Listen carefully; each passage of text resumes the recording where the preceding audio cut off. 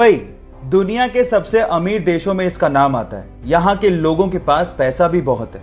मैं मानता हूँ कि आप पैसों से बहुत कुछ खरीद सकते हैं, लेकिन अच्छी सेहत शायद नहीं।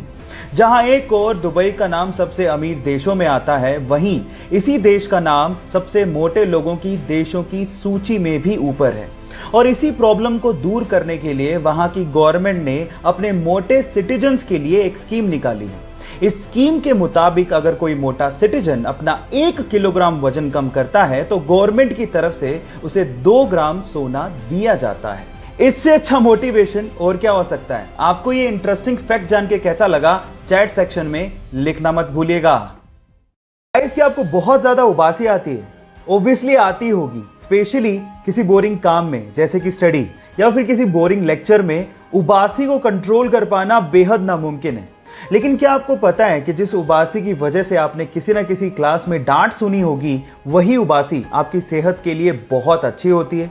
जहां एक और मोबाइल का एक्सेस यूज आपके माइंड का टेम्परेचर बढ़ा देता है, वहीं उबासी आपके दिमाग को ठंडा रखती है। इसके अलावा उबासी आपके ब्रेन को ज्यादा तादाद में ऑक्सीजन को सप्लाई करने का भी काम करती है। इसलिए गाइज, उबासी लेते रहो, क्योंकि उबासी आपकी सेहत के लिए बहुत अच्छी है। ये इंटरेस्टिंग फैक्ट सुन के आपको कैसा लगा, चैट सेक्शन में लिखना मत भूलिएगा।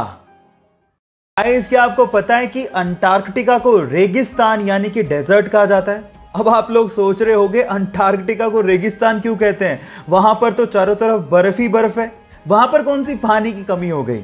तो थांबा, मैं आपको आपकी जानकारी के लिए बता दूं कि हम मानते हैं कि भैया स्नो बर्फ होती है, लेकिन स्नो की कंजप्शन आपको हाइड्रेट करने की बजाय डिहाइड्रेट कर देती है। जी हाँ गाइस, आप ठीक सुन रहे हैं। जब आप स्नो की कंजप्शन करते हैं तो आपके शरीर को उसे पानी में बदलने में ज्यादा एनर्जी लगती है, जो स्नो के हाइड्रेटिंग इफेक्ट को नलीफाई कर देती है ना। ये इंटरेस्टिंग फैक्ट। ये फैक्ट जान के आपको कैसा लगा, चैट सेक्शन में लिखना मत भूलिएगा।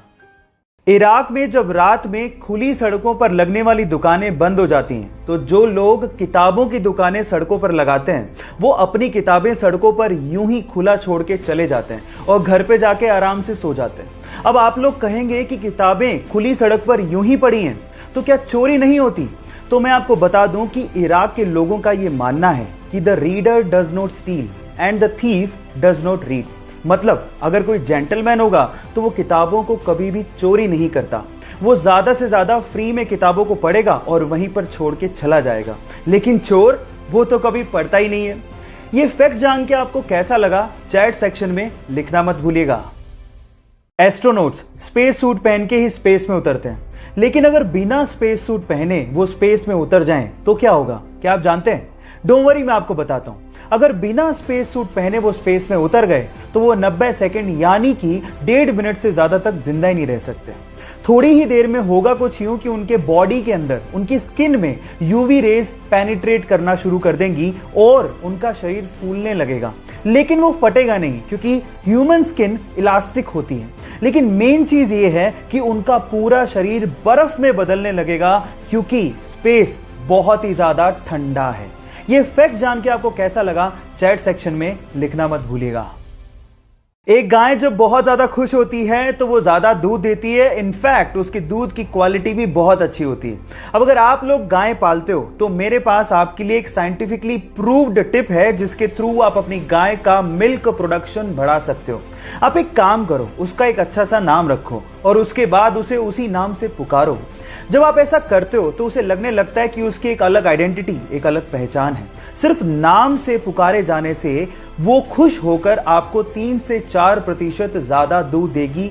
ऐसा साइंटिफिकली प्रूव हो चुका है, क्योंकि उसे लगने लगता है कि आप उसे वैल्यू दे रहे हो, उसे सम्मान कर रहे हो।